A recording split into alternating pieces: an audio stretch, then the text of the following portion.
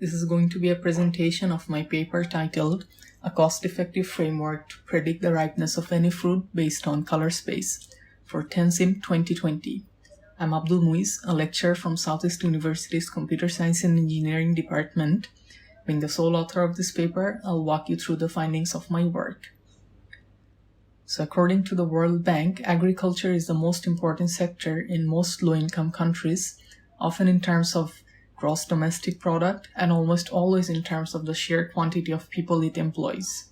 However, farmers in Bangladesh, as well as many other countries, are still using primitive methods of sorting fruits manually, despite the advent of computer vision. One of the key reasons for this is that they have high computational overhead. So an abundance of research has been carried out in order to implement computer vision to replace manual classification. However, as of now, a lot of models are based on some variant of deep learning, since they tend to show the best results. Unfortunately, they are computationally expensive. These models take many features such as size, color, texture, etc. into consideration when generating an output. Other non-deep learning based methods are applicable for a specific fruit or two.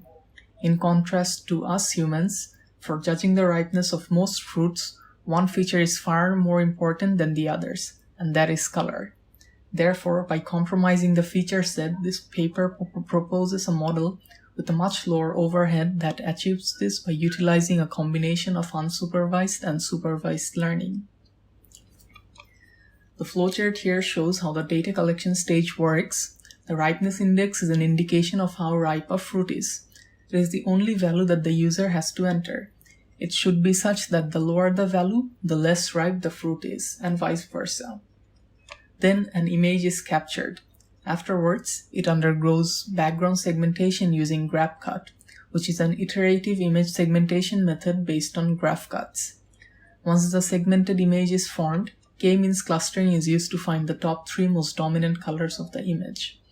Optimal results were obtained with a cluster size of 5, while all the other parameters were set to default. Next, the clusters are sorted by labels in order of percentage appeared. Simply put, the color that appears the most often is placed in the first index of a NumPy array, the color that appears the second most often in the second index, and so on. Finally, the color values obtained are converted to HSV from RGB and uploaded to a CSV file. The process repeats until the fruit is captured from 5 different angles. Now coming back to the RGB to HSV conversion, it is crucial because the H in HSV, which stands for hue, is independent of illumination and saturation, allowing it to have consistent values for a particular sample in any lighting conditions for any camera. On the other hand, RGB values drastically differ if lighting conditions change or a different camera processes images differently. There are 2 pictures shown here. The top one is the original, while the bottom one is a brightened version. Between the original and brightened image, if we compare any 2 corresponding values on the RGB table, we can see that they change drastically because of the change in brightness. For instance, R1 for the original image is 113, whereas R1 for the brightened image is 183. On the other hand, if we compare hue values in the hue table, we can observe that the change, if any, is much lower due to the increased brightness. H1 here retains the same value of 64 for both the images, with H2 and H3 slightly changing. Since hue shows very little to no changes even with post alterations, for the same image, it is ideal for comparisons under any circumstances. Now moving on, the image on the right is a makeshift hardware implementation of the system. To prove the low computational requirements, the entire system has been implemented on a Raspberry Pi 3 Model B, which is inside the box. It has been configured to run OpenCV along with the required machine learning libraries such as Pandas and scikit-learn.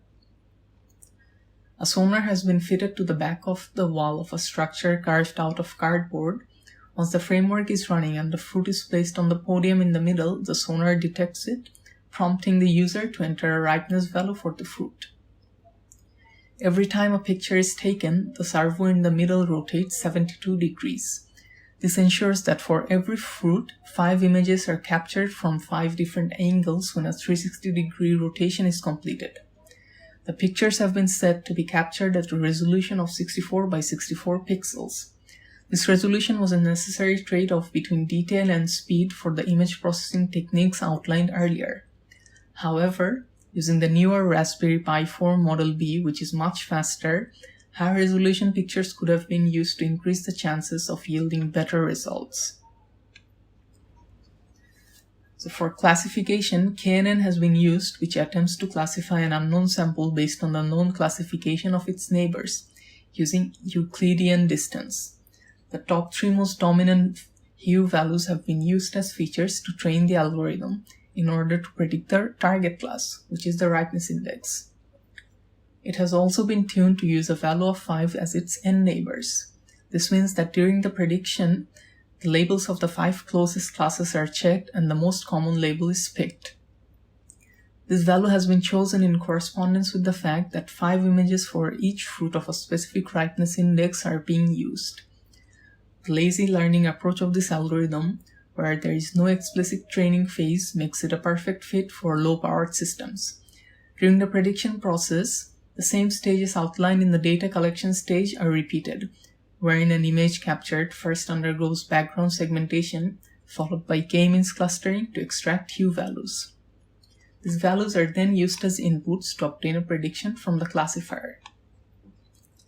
Due to the unavailability of an ample amount of fruits with varying levels of ripeness at the moment, creating a custom dataset was not possible. Hence, a publicly available dataset consisting of 273 images of Egyptian banana species has been used to validate the proposed model. The dataset has 4 different ripeness levels. The numbers beneath the figures in parentheses represent the number of each types of bananas. For instance, green bananas are the most prevalent in the dataset, making up 104 images. Now, in order to replicate how the proposed model would work with actual samples, the following changes have been made to the dataset. First, every image has been resized to 86 by 64 pixels in order to resemble the resolution that the camera attached to the Raspberry Pi had been set up to take. Next, 5 images from each of the 4 classes have been selected for training. Instead of cherry-picking the images, the selection has been based upon the file number in the original dataset. For instance, there were 104 images of green bananas, hence pictures with file numbers 1, 26, 52, 78, and 104 were picked, ensuring an even gap. This is an illustration of how one image from each of the 4 classes underwent the image processing techniques described earlier. The KNN classifier was trained with the hue and ripeness columns, with the latter serving as the target class. Note that for the training phase, there are 20 data points in total, 5 from each of the 4 classes. So with only 20 training data points, the KNN classifier obtained an accuracy of 85% on the rest of the 253 images. As previously stated, the n-neighbors parameter for KNN would be set to 5 for optimal performance, given that 5 images for each fruit have been used. To validate this hypothesis, all possible values of k have been tested, which in this case is 1 to 20 since only 20 data points have been selected for training. The figure on the right illustrates the accuracy scores of the aforementioned range of values of k. Admittedly, 2 peaks can be observed, with the first one appearing when k is 5 while the other for 7. The accuracy scores for both these values are identical. Since the complexity of KNN increases with increasing values of k, 5 is the optimum value. The table, which illustrates the accuracy of each class prediction, shows that green bananas were classified with the highest accuracy. On the contrary, over-ripened bananas were classified with the least accuracy. This is likely due to green bananas having the most distinct color, whereas over-ripened bananas were closer in resemblance to both yellowish-green and mid-ripened bananas. The runtimes in seconds of the framework when executed on a Raspberry Pi 3 Model B are presented here. The extraction of hue values from the 20 training images took 14.58 seconds, meaning each image took 0.73 seconds to process. For the 253 testing images, a similar rate of 0.80 seconds was taken to process each image. Afterwards, training and testing the KNN classifier using all the processed data took a measly 0.25 seconds. Altogether, this means that for any given image, the framework can make a prediction in well under a second. Hence, this framework is indeed feasible for low-powered devices. In conclusion, the objective of this work was to create a generic classification system for fruits reliant on color space with low enough computational overhead to make its implementation feasible on low-powered systems. The process starts with grab-cut algorithm to exclude the background from the subject. Later, k-means clustering is used to find the most dominant colors of the fruit. Finally, a k-nearest neighbor classifier is used to train a model with ripeness level being the target class. All of this takes less than a second to execute in a Raspberry Pi 3 Model B. Now, while other far advanced work exists, what separates this model from the rest is its generic nature and low resource requirement from a computational perspective.